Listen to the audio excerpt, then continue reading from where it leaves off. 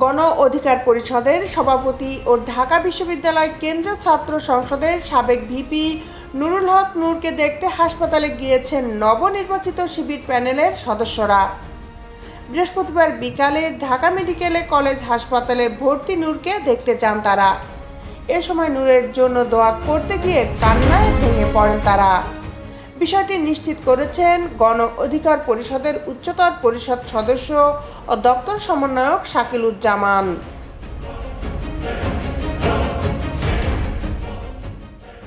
এ সময় উপস্থিত ছিলেন ডাকসুর নবনির্বাচিত ভিপি সাদিক কায়েম, জিএসএসএম ফরহাদ, এজিএস মহিউদ্দিন সহ অন্য নেতারা।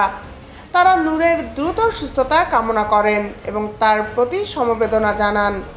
এর আগে ডাকসু ও হল সংসদ নির্বাচনে বিজয়ী ও অংশগ্রহণকারী সব শিক্ষার্থীকে শুভেচ্ছা ও অভিনন্দন জানিয়েছেন নুরুল হক নূর।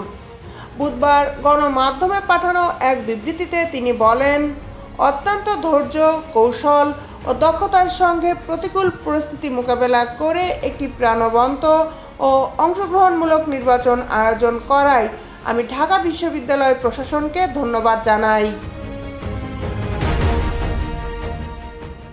এদিকে গত 7 সেপ্টেম্বর সন্ধ্যায় গণ অধিকার পরিষদের সাধারণ সম্পাদক রাশেদ খান নিশ্চিত করে বলেন, নুরুল হক নূরকে উন্নত চিকিৎসার জন্য সিঙ্গাপুর নেওয়া হচ্ছে।